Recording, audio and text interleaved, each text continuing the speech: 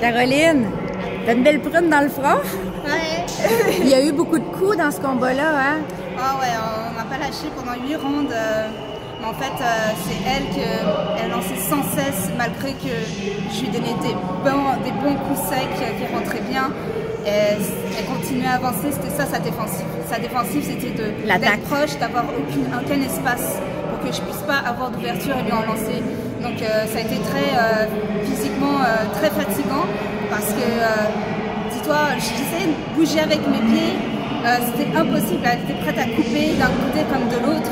Donc la seule chose que je pouvais faire, c'était planter mes pieds, bloquer, puis il n'y avait aucun coup qui passait, c'est juste qu'elle était tout le temps là. Tu étais beaucoup dans les cordes aussi, j'ai remarqué. Ouais. Je présume que c'est pas ce que tu espérais, là. Tu n'avais pas nécessairement pratiqué être dos aux cordes souvent, là. Ben, en fait, c'est pas quelque chose que j'ai l'habitude. J'ai vraiment sorti de ma zone de confort dans ce combat-là.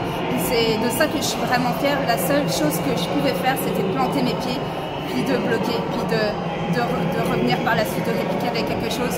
Et j'ai vraiment réussi à le faire. Je pense que c'était ce qu'il me fallait de plus pour avoir un meilleur style pro. Tu sais, bon, j'aurais pas pu me déplacer pendant 8 rounds de toute façon contre une fille comme ça m'aurait épuisé de me déplacer. Donc c'était la solution à faire, ça, puis passer en dessous, mais passer en dessous c'était impossible. Enfin, j'ai essayé, ça a fonctionné quelques fois, mais elle avançait tout le temps. Elle avançait tout le temps. Où t'en es dans ta transition des amateurs vers les pros? Qu'est-ce que tu trouves que tu fais mieux? Puis qu'est-ce que tu trouves que tu pourrais encore améliorer? Ben, honnêtement, dans mon combat de septembre, j'étais pas capable de faire ça. J'étais encore un peu plus sur mes pieds, rapide sur mes pieds, donc le style un peu plus amateur.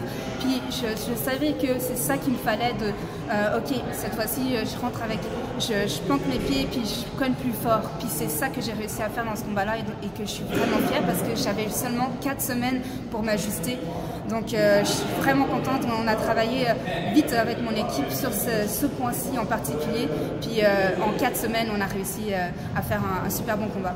On s'est vu la semaine passée à Sainte-Marie dans un gala féminin. Il y a quelque chose qui a changé depuis ce temps-là. Tu es rendu classé WBC. Vous avez reçu l'avis de classement cette semaine. C'est quoi la suite pour toi? Quand tu vois les filles qui sont au-dessus de toi, WBC, il y a des Sarah Mahfoud, Sky Nicholson, des filles comme ça. C'est des filles qui ont des titres mineurs. Est-ce que tu es rendu là?